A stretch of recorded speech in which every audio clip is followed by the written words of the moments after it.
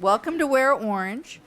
This is a day to honor victims and survivors of gun violence here in the United States and in our community. I'm Kathy Crow. I'm one of the leads of Moms Demand Action in Lexington, and this is my cohort, Lindsay Sugarman.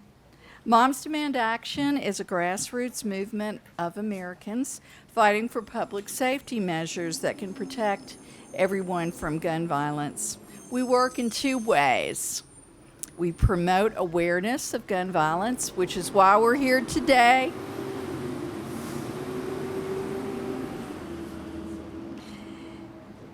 In communities, and we advocate and work legislatively for gun sense reform. We are 3 million strong. We are moms and others, and we have many men who are involved, and we say to them, you are man enough to be a mom. First, I'd like to introduce Sav. He's the owner of Sav's Restaurant, who has generously made this venue available to us. We'd like to thank him for letting us use his space. Sav is a well-loved member of the community, and we appreciate him today. And we're hoping that when we're done, that everyone will step back here and have some delicious lunch at Sav's Restaurant. Thank you, Sav. Thank you. So today we're here in Jake Gibbs' garden, and there's a picture of Jake back here. Many of you know Jake or knew him. He was a council member here in Lexington. He was a tree hugger. He started Trees, helped start Trees Lexington. He was a beloved professor at Bluegrass Community and Technical College, where I knew Jake. I taught there for 6 years. Jake was there for 33. And as an advisor to students, they'd always come in and say to me, I need a class with Gibbs. Can you get me a class with Gibbs? Because they loved him. He was a great teacher. He was an avid cyclist, read voraciously, and he was a friend to many. He worked tirelessly to make Lexington a better place. He touched many lives in our community as a force for good. So it's fitting that Jake's legacy continues in the garden, where we can come together today and honor survivors and promote peace in our community. I'm going to turn this over to Lindsay now.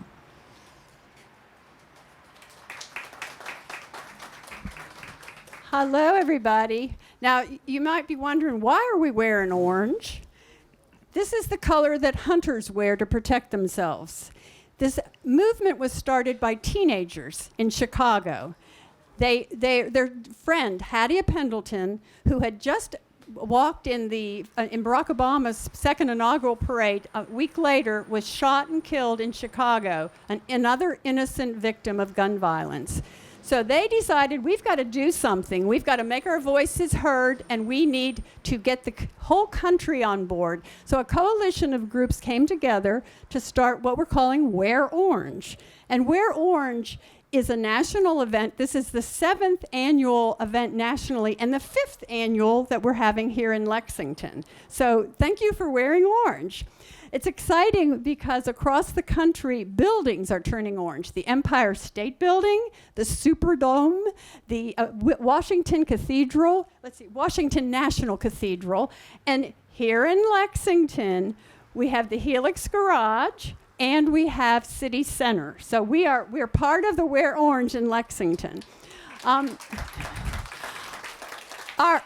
Our only challenge is to convince people that this has nothing to do with Tennessee.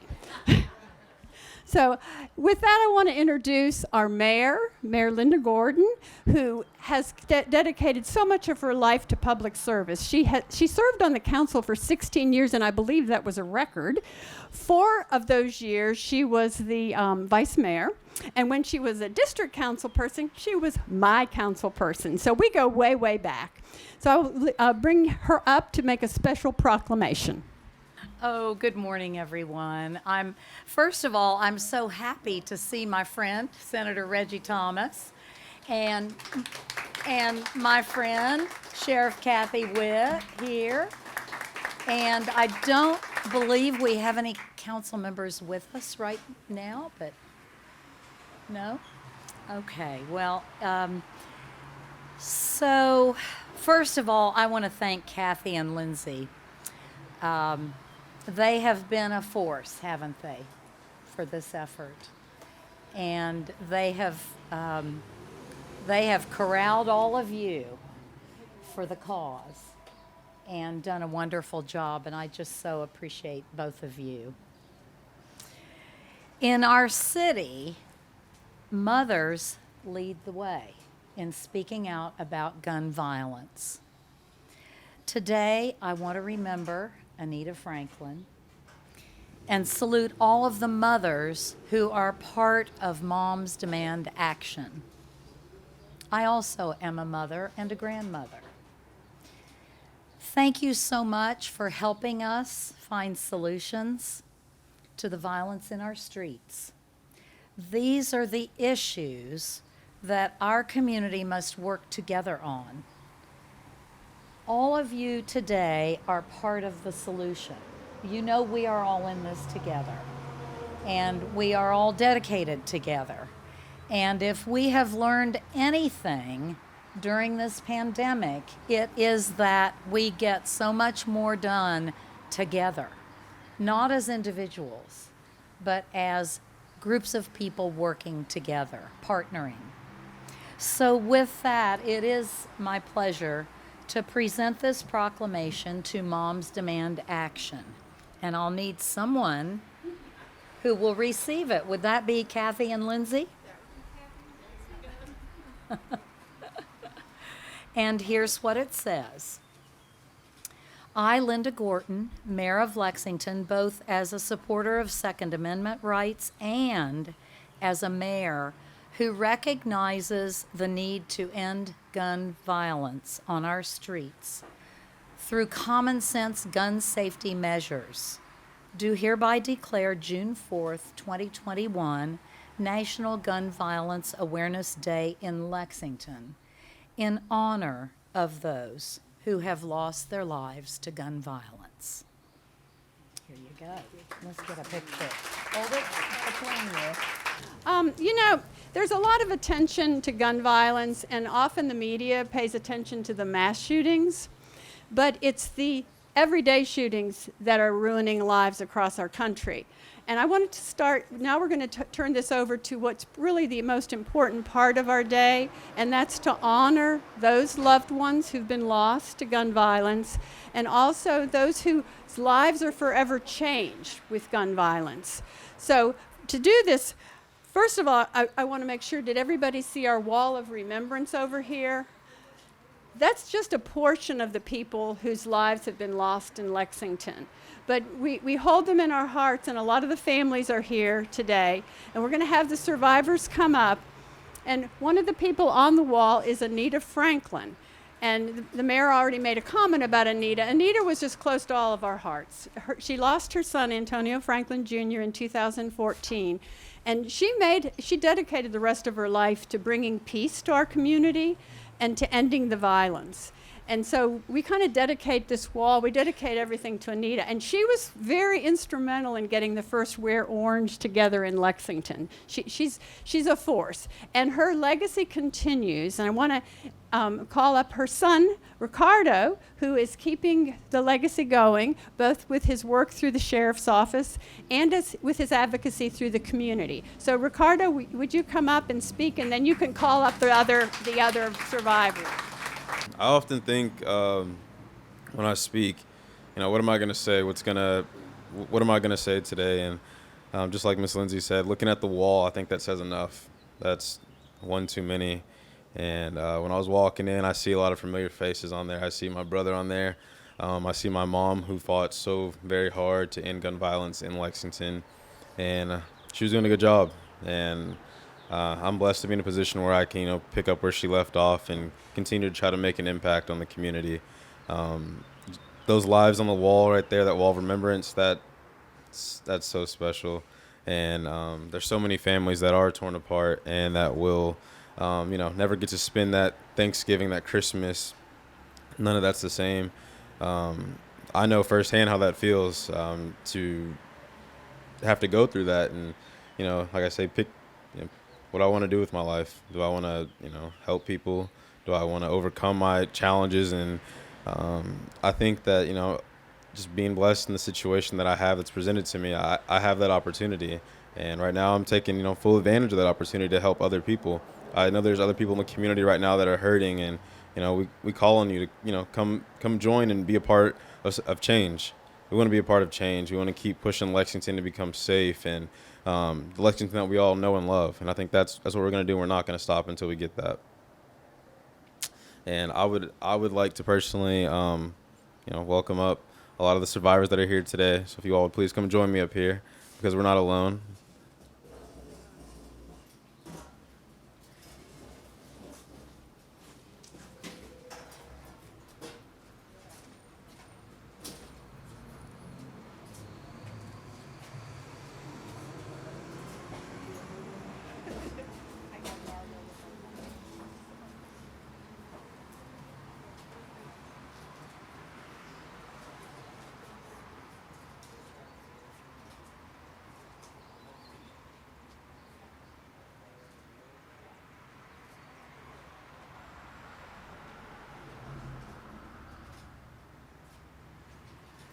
And if you all would please remain up here. If you look across the people that are standing with me right now, you can see it's not just one race. It's not just, one color. It's everyone. It affects everyone. It affects our community.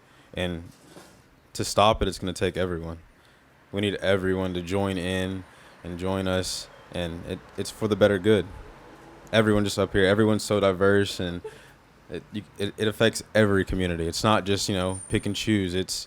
It happens everywhere. And together we can overcome that. I believe that. I strongly believe that. Thank you. My name is DEANA Howard. A lot of people's heard my story over the last 3.5 years. I lost my son, Sean, 19, to gun violence, August 5th, 2017. He was going to college. He was going to do things with his life, and it was taken away. I speak a lot on my story and tell a lot about it, but today I want to tell you a little bit about the different side of it is the court. We still have not had trial, and we're going on 4 years. So not only do we deal with this on an everyday basis and deal with the loss of our family member, deal with the loss of our loved one, missed holidays, we're still dealing with that part of it too. And that part of it takes a toll on us. So it's days like this that help support, give us the strength that we have to go monthly, every other month, and face these perpetrators and face these days alone without them. I'm very grateful for being a part of this group and all these ladies, and we're like family. But I love them dearly, but I would trade it to have him back, and that's just the truth of it all. For everybody, it's a day of remembrance. For us, it's just another day. We remember it every day. We remember it every month, every year. In days like this, it makes us feel good to know that we are supported in our community by people who realize that the violence has to stop. We are losing an entire generation to gun violence, and it has to come to an end. Hello, my name is Tiffany. I have my daughter on the phone FaceTime because my son Zion was her twin. He was killed March the 29th. I'm not a survivor, I'm surviving. I am glad to be a part of a lot of my sisters being a survivor. I'm glad to be a part of that group. But I'm upset with the police department and a lot of other things. I still survive. My daughter's surviving because she lost somebody that came into life with her. So it's frustrating to have 4 detectives, and I'm still nowhere, and we are in 14 months. It's frustrating to keep getting script lines from different officers, detectives saying, okay, well, we're gonna take you to this person, to the next person. So please forgive me because I'm frustrated. But this is the first time that I have spoken Any other time, it is my daughter that's speaking. So Zaria, I'm speaking for us. She will tonight be speaking too at I can't even remember what it is, but I would just like y'all to continue to pray for us and help me find the accused people for my son's case. My name is Jackie Shannon. I was the grandmother and guardian of Tyler Williams, who was murdered in July of 2017. I'd had Tyler since he was 4 years old, or even before then, but full custody as he was 4 years old. He was 18 when he was murdered. It's been on my mind a lot this week because the people have not ever been caught who did this. You try not to think about that, and hopefully God has it, because I'm still here. But your children and your grandchildren are not supposed to leave here before you. They took something from me that I could never get back. But yet, I still have so much. I have memories. I have thoughts. I have his family, and I am his family. I have his love. They could never take that. He would tell me different times, even if he knew I thought I was angry with him. He would try to get me with, "Granny, I love you." He'd come up behind me. I knew that he loved me. We all do things sometimes that shows that maybe we don't love people, but deep down we do. I will always love Tyler. They can never do anything about that because you can't kill love. You took him, but you can't kill the love that I had for him or the love he took for me. Love he had for me. That is what I had to say. They've never caught anyone who killed Tyler. And I'm okay with that. I'm okay because God has taken care of it as far as I'm concerned. There are people, we've seen the mothers that are so, their hearts are torn out when they lose a child, but we also have people who they themselves are survivors of gun violence. And now I want to introduce Chris Briesman. My name's Chris Briesman. I'm a survivor of gun violence. In May 2003, a girlfriend and her two friends set me up. They took 27 gunshots at me, hitting me once, critically injuring me. That day I learned gun violence touches us all, and we really need to stem the tide. In 2003, I was a novelty. In 2020, I'm still headline on the news, but there's more of me, and that's a real issue. I lost my career in the Air Force due to gun violence. I lost my career in the Department of Corrections due to the after effects of gun violence, and I live with the effects of PTSD, anxiety, and depression every day. We need to stop the gun violence in Lexington, and I can't say enough to these two women here that they've done so much for us. Thank you. Okay, now I want to introduce somebody who's been an amazing supporter of the survivors in Lexington. She's been a great advocate for gun safety, and she's been instrumental in domestic violence prevention efforts. Welcome our own Fayette County Sheriff, Kathy Witt. I don't think there's a thing that I can say that would be even the slightest more impactful than what you've already heard from these families today. We can all do better. We have to do better. We're working to do better. But I have gotten to know these families, and I know that although we are bonded together, they're not going to believe we're doing better till they see it play out in our neighborhoods and in our streets. Yesterday, as an example, community partners had an over 2-hour meeting talking about firearms on the streets in the hands of persons who are prohibited. The work is going on, it is getting done, but we know it's not enough. And it's not enough because it takes every single one of us. It takes every single member of our community to take ownership to this epidemic that's playing out here in Lexington and playing out in every community across America. For the moms that are here today and for those that aren't, the siblings, I have to thank you. Your strength makes me stronger. Your courage gives me courage.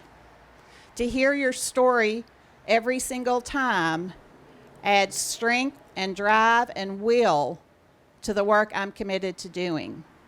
We won't stop until the violence ends, and I won't stop supporting you, ever. So, for the other parents who aren't here today, and for the ones that are here, may God bless you. We have you. We want to work with you, and we want the violence to end. I understand the frustration that goes on in the courtroom. We're in those trials each and every day. We are passing your messages on to our judges. I understand as sheriff your frustration that your case hasn't come to trial, that no one has been charged. I understand it, and I'm with you to resolve it. God bless you. I'd like to introduce somebody who's working with all phases of our community to work on ending this violence. He's also worked with a lot of youth programs, and we have a history of working with youth programs together to give young people opportunities to turn away from violence. Our police chief, Lawrence Weathers. To the lady was up here complaining about the treatment she received from the police department, I'm going to be over here, come over here and talk to me, and we will fix that. What I want to say is, every time I come to one of these, I get probably more emotional than I should. But I look at that wall, and I'm always reminded, and because I watch a lot of movies when I get a chance, and one of my favorite movies is Unforgiven. But there's a line in there that Clint Eastwood says, and I'm paraphrasing it, and these victims of gun violence, their death, you take away everything that they have and everything that they're ever gonna have. And that goes for the families too.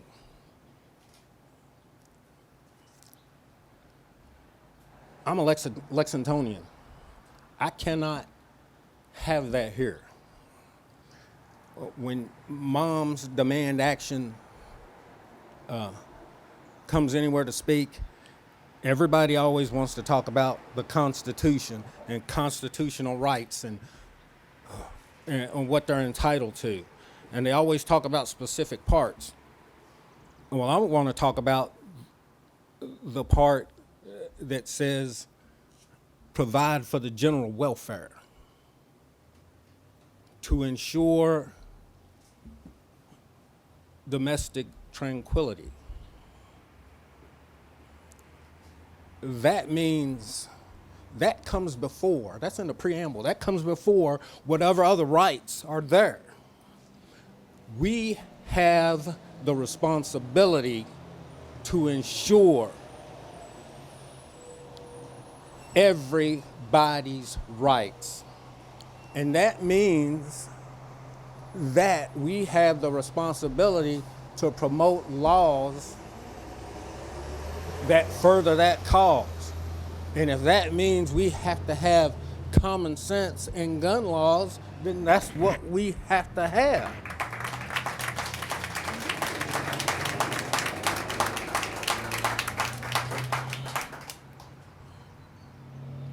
That wall should never be.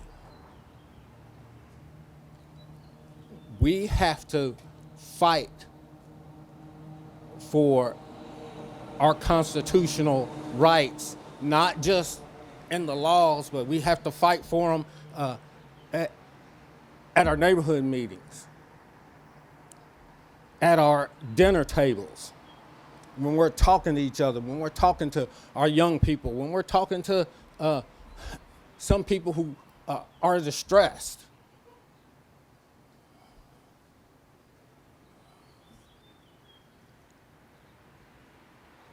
I'm part of Mom's Demand Action because I'm a human being. And common sense makes good sense. And that's what we have to get across to our legislators. That's what we have to get across to our community members. That's what we have to get across to our neighbors. And that's what we have to get across to our families. We have to be here for all. Otherwise, none of us will be here. Thank you. Now I'd like to introduce someone who has been a supporter of Moms Demand Action from the very beginning. He's a state senator. I want to make sure he knows I'm introducing him. He's been part of it from the beginning. He has been fighting for gun sense laws. He's been fighting for all kinds of sense laws. And I just want to know if we can clone Senator Reggie Thomas. First of all, a few thank yous. Lindsay and Kathy, I really want to thank you for hosting this. I just admire the fight that you have and keep fighting forward. I want to thank our mayor, Mayor Gorton. Thank you. I want to thank our law enforcement officers, Chief Weathers, Sheriff Witt. I will tell you that I do attend a lot of events.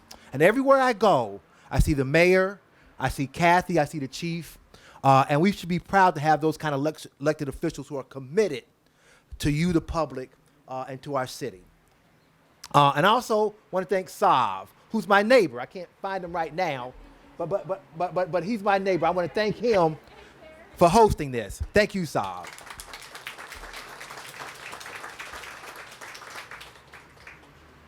A few words, and I promise to be brief. But every day, every week, we wake up in the news, and we see mass shootings all over the country. You know, at this grocery store, at this post office, at this place of employment. And we hear it over and over again. And the temptation is that we grow numb to it, that we become desensitized to it. But we should never, ever lose our sensitivity to these senseless, tragic deaths, because they've got to stop. They've got to stop. I go back to 2016, when within a period of 2 months, I went to a funeral of a 16-year-old girl who was just out buying a hamburger. I went to a funeral of a 24-year-old father of 2 young children. And I went to the funeral of a 2-year-old.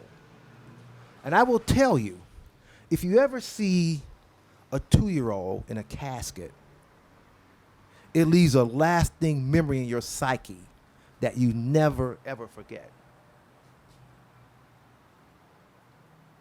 And now we see that just yesterday, there was a 14-year-old and 12-year-old shooting guns at police.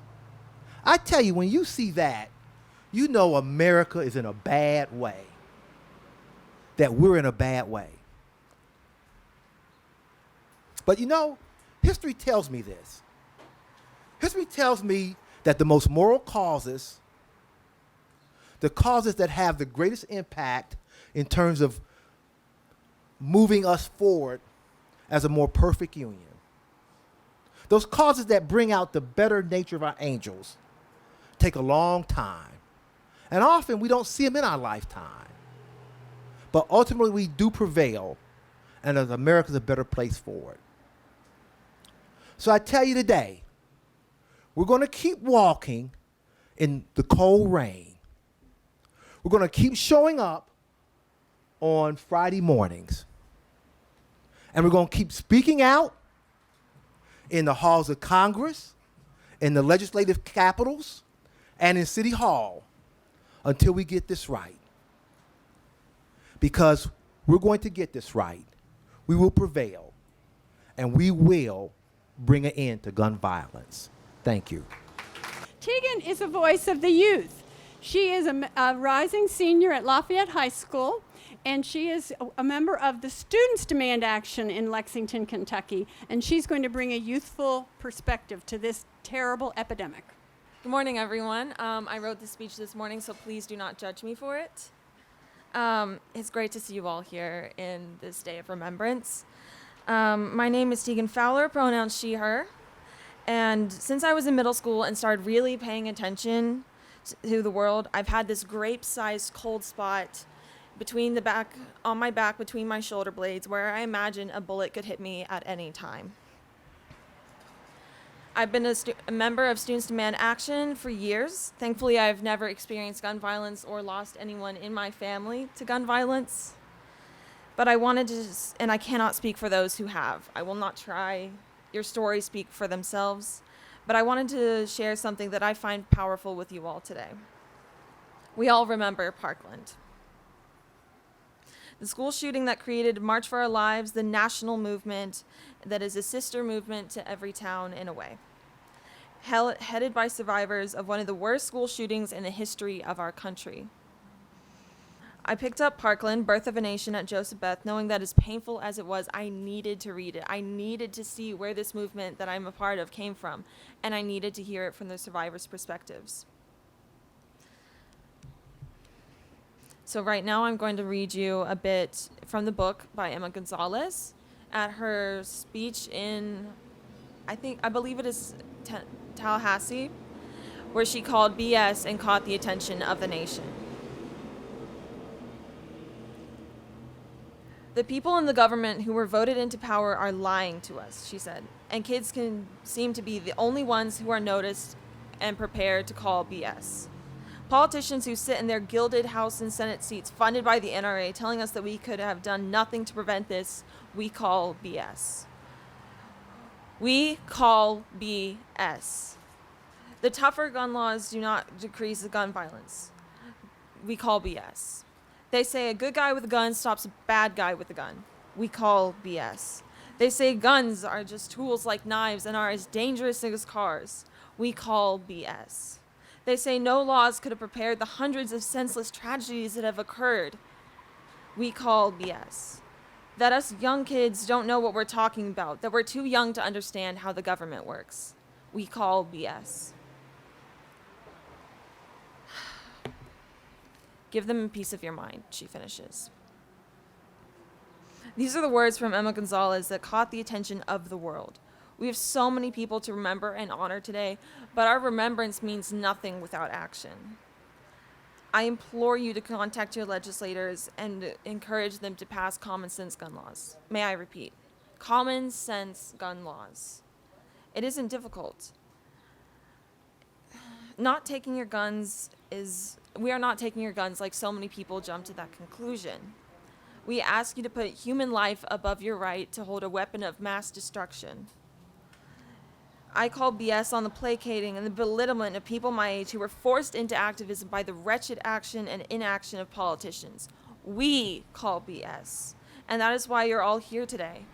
Thank you for fighting for the future, the present, and the past. Lexington, I love you, and we will do better. Thank you. And if there are any students here, or if anybody has a young person, a high school age student who would like to get involved, please see Tegan afterwards. And we have this Student Demand Action group that actually Michaela Weaver started. Say hi. She's in college now. And we encourage young people to get involved and get their voices heard. Our final speaker, thank you for your patience today, has been a lifeline to Moms Demand Action locally, and my friend, Kathy Crow. Okay, I'm going to put my middle school teacher voice on right now to overcome these trucks behind us. Thank you for your patience. So, what can we do now? Reggie has talked to us about some things we can do, and our student has also. Every day, over 200 people in the United States are shot and over 100 die. I heard on the news last night about the 12 and 14-year-olds fighting with the police in a gun battle, and someone said, it's not an epidemic anymore, it's a pandemic. And we see it here in Lexington. We have had 16 fatal shootings, 38 non-fatal. That was just April of 2021. It's an increase from 2020. I was amazed to find out in an article that the chief wrote that Many guns that are in our community are from unlocked cars. Between January and November of last year, 334 firearms were taken out of unlocked cars. And Chief Weathers has said a stolen gun is a crime gun. When we hear about gun violence, it is through the media, and many times it is a mass shooting. So far this year, 242 mass shootings with over 1,000 injuries. But as the chief has said, it's the day-to-day gun violence of those who are affected, our loved ones, our families, friends, those people who witness the gun violence, first responders, healthcare workers, medical workers. All of them pay the price, and they will never forget what they see. I have created a paper that's over here at our Moms Demand Action table, and it's about our laws. The Kentucky gun facts. Kentucky gun laws are among the weakest in the country. We really have 3. Guns are not forced on campus. College decides, not our state. We don't arm teachers. Within our school system, we have a school threat assessment team, and we have some limit to no-knock warrants. But there's a plethora of gun reform that we need in Kentucky. We have the 15th highest rate of gun deaths.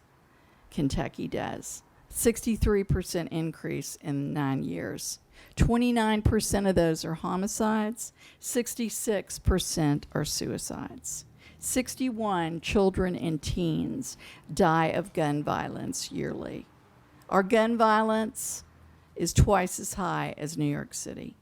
And gun trafficking happens in Kentucky. Many of the guns that are stolen end up in some of our major cities.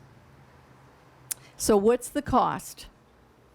The cost to you, $5 billion to Kentuckians, of which $181 million are paid by the taxpayer.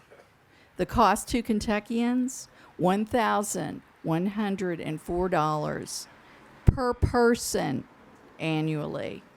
Gun-related hospitalizations, $2.8 billion annually. A gunshot injury for an individual can cost up to $95,000. So what can we do? We can advocate for safe communities. We can keep guns out of reach, secure, locked, and unloaded, so your gun does not become a crime gun. Use your voice. Someone has a great T-shirt here. I think it's Kim Davis. It's orange, and it says, use your voice. Advocate for change, for sensible gun legislation, to protect yourself and your community. We are all possible victims of gun violence. We have a table here. You can join Moms Demand Action. And at the front of the page, it's how to get in touch with your legislators. They are the ones that listen to you to make the laws. We do not have to live this way. Thank you for coming. Thank you to SOV, all of our survivors speaking. We have some orange peach ice cream for you to enjoy. And if you'd like to stay for lunch with SOV, that would be awesome. Thank you all so much.